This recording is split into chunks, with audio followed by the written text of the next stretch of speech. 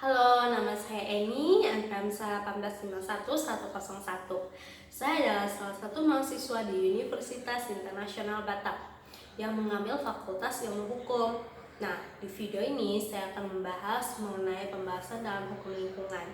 Tetapi yang saya bahas di sini hanyalah 3. Yang pertama, apa itu hukum lingkungan? Yang kedua, asas-asas yang terdapat dalam hukum lingkungan hidup itu apa aja sih, dan peraturan perundang-undangannya. Kemudian yang ketiga, hak dan kewajiban masyarakat atas lingkungan hidup. Oke, kemudian yang pertama akan kita bahas itu mengenai hukum lingkungan. Pengertiannya itu apa sih? Nah, sebelum kita beranjak lebih jauh mengenai pengertian hukum lingkungan itu, tentunya kita harus memahami apa sih itu pengertian dari lingkungan. Nah, dalam KBBI atau Kamus Besar Bahasa Indonesia, lingkungan itu dikatakan sebagai semua hal yang berkaitan dengan pertumbuhan dan perkembangan makhluk hidup. Nah, kemudian kita beranjak ke hukum lingkungannya itu apa sih?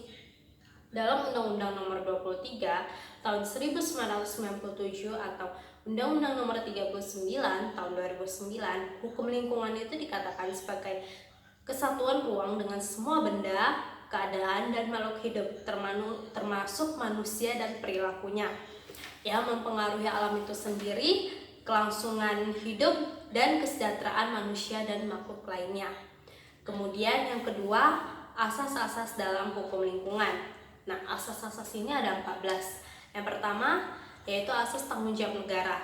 Asas tanggung jawab negara itu dapat dikatakan sebagai di mana negara menjamin hak untuk lingkungan yang baik dan sehat. Kemudian negara juga harus mencegah agar lingkungan tersebut tidak tercemar. Kemudian yang kedua, yaitu ada kelestarian dan kelanjutan. Nah, di sini dikatakan di mana setiap orang memiliki tanggung jawab untuk menjaga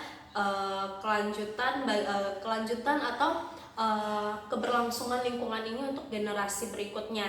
Jadi di generasi kita saat ini, kita harus menjaga lingkungan kita agar generasi kita yang di berikutnya itu dapat menikmatinya, dan lingkungan kita ini dapat tetap teratur bersih gitu. Jadi generasi berikutnya yang menikmati itu juga enak. Kemudian yang ketiga, keserasian dan keseimbangan. Nah, di sini kita harus memperhatikan kepentingan dari ekonomi, sosial, budaya, dan pelestarian ekosistemnya. Itu yang disebut dengan kelestarian dan keseimbangannya. Jadi semua komponen-komponen tersebut harus setara gitu. Kemudian yang keempat, keterpaduan, yaitu memadukan segala komponen yang ada di alam. Jadi misalnya ada komponen A, B, jadi semuanya itu terpadukan. Kemudian yang kelima yaitu asas manfaat, yaitu segala bentuk kegiatan yang dilakukan harus memberikan manfaat atau kesejahteraan. Nah, jadi kegiatan apapun yang dilakukan dalam lingkungan itu harus memberikan suatu nilai plus atau manfaatnya gitu. Kemudian keadilan, segala bentuk kegiatan harus proporsional bagi segala segi. Nah, jadi misalnya nih, kegiatan yang kita lakukan ini, kita harus memperhatikan ini setara nggak sih dengan yang akan dilakukan nanti nextnya gitu. Jadi semua kegiatan itu harus proporsional, jadi segala seginya itu harus diperhatikan, semuanya harus setara, tidak boleh satu lebih satu kurang gitu. Kemudian ekoregion, yaitu memperhatikan karakteristik sumber daya alam, ekosistem, geografis, budaya, dan kearifan sosialnya.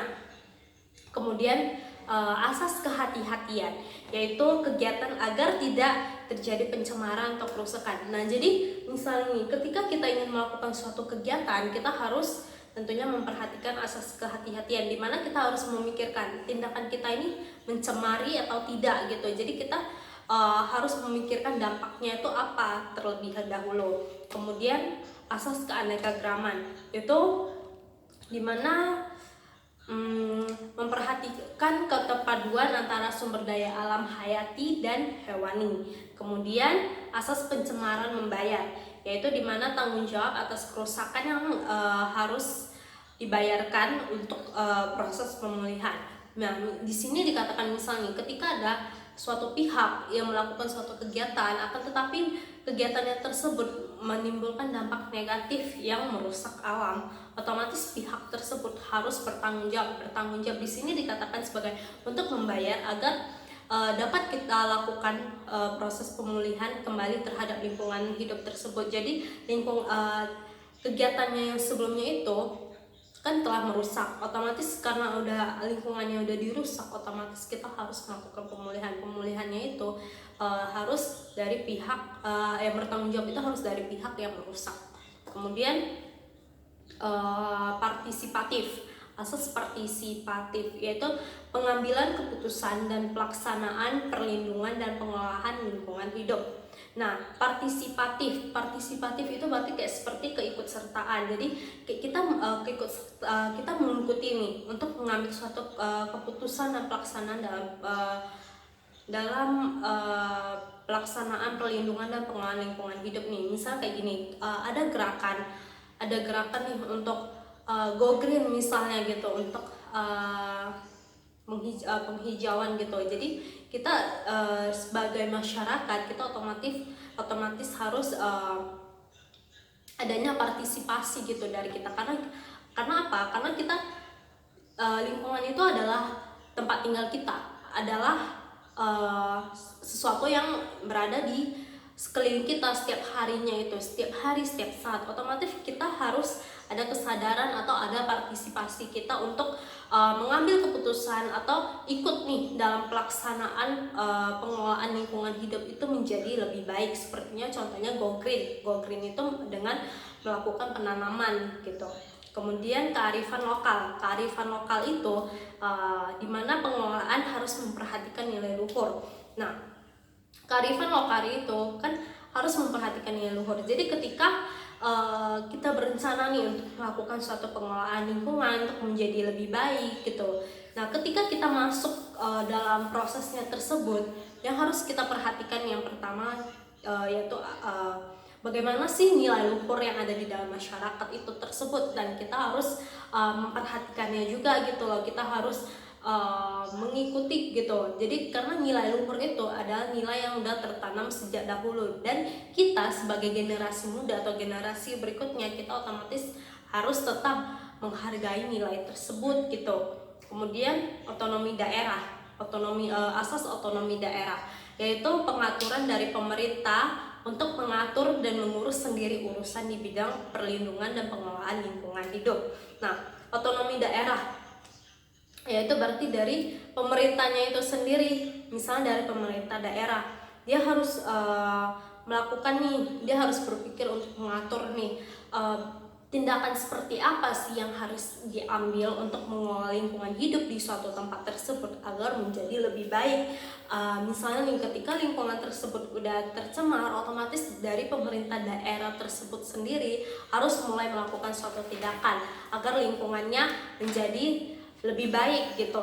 Kemudian yang ke-14 ada asas tata kelola pemerintah yang baik, yaitu dimana harus ada prinsip partisipasi,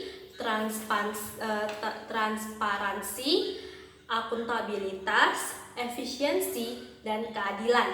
Nah, jadi dari asas tata kelola itu semua prinsip itu harus ada. Nah, kemudian setelah kita membahas mengenai asas, kita akan membahas mengenai beberapa peraturan yang pernah ada di Indonesia dan bahkan sekarang mungkin masih ada gitu kan. Nah, yang pertama itu yaitu Undang-Undang Nomor 5 Tahun 1960, yaitu membahas tentang agraria. Agraria itu mengenai hak kepemilikan tanah seseorang gitu. Kemudian dalam Undang-Undang Nomor 11 Tahun 1967 yaitu yang membahas mengenai pertambangan. Kemudian dalam Undang-Undang Nomor 11 Tahun 1974 yaitu mengenai pengairan.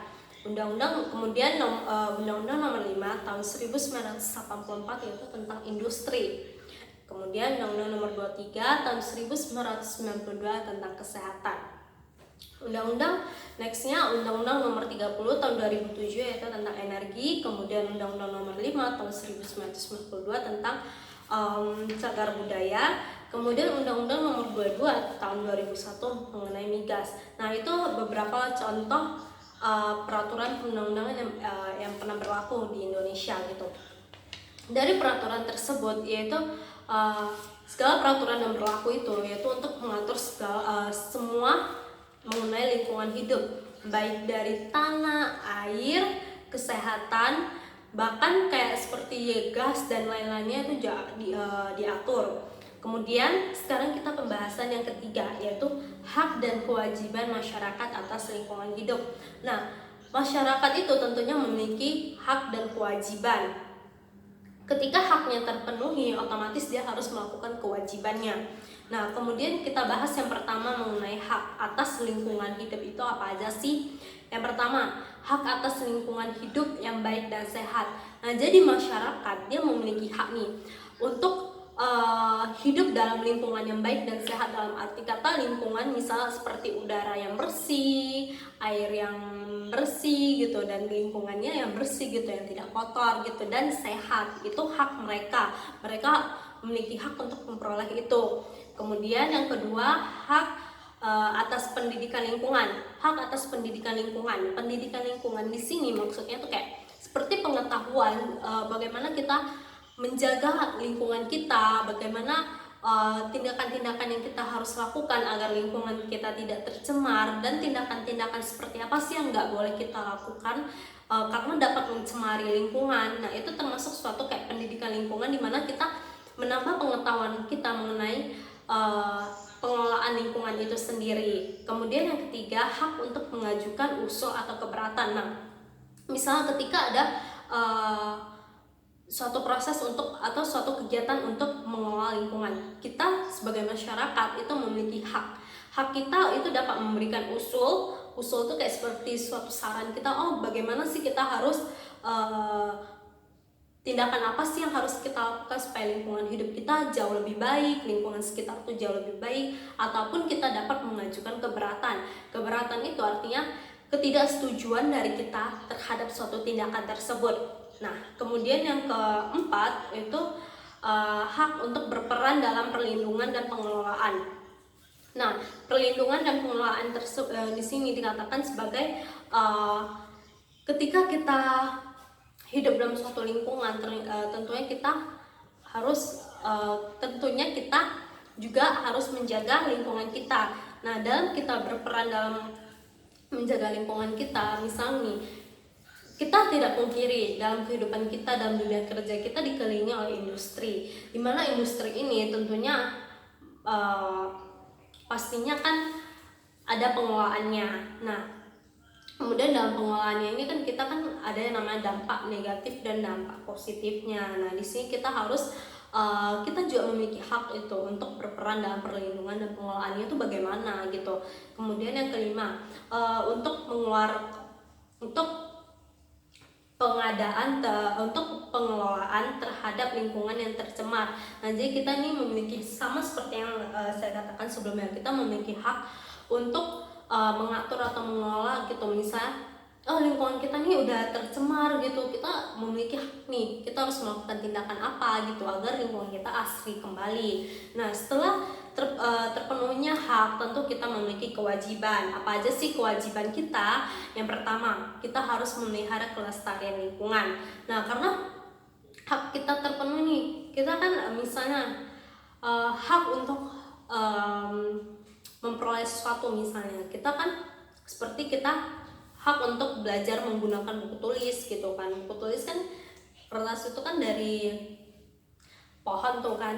Nah, jadi kita harus memiliki kewajiban nih. Kita udah menebang pohon itu untuk pengolahan kertas, otomatis kita memiliki kewajiban untuk memelihara kembali. Berarti kita harus menanam kembali nih pohon ini gitu, agar yang kita gunakan itu tidak akan habis gitu. Kemudian yang kedua, menjaga keberlangsungan fungsi lingkungan.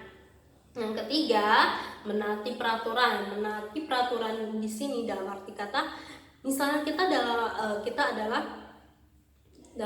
berdiri dalam posisi sebagai pemilik dari suatu perusahaan gitu, dimana perusahaan ini adalah perusahaan industri. Nah, ketika kita mendirikan suatu perusahaan industri, otomatis kita harus menaati peraturannya, seperti untuk melakukan pengelolaan terhadap limbah dan lain-lainnya. Nah, di situ kita harus menaati peraturan yang ada gitu. Jika kita melanggar, otomatis kita harus membayar terhadap pelanggaran kita gitu. Nah, sekian penjelasan dari saya mengenai beberapa topik dari hukum lingkungan. Terima kasih.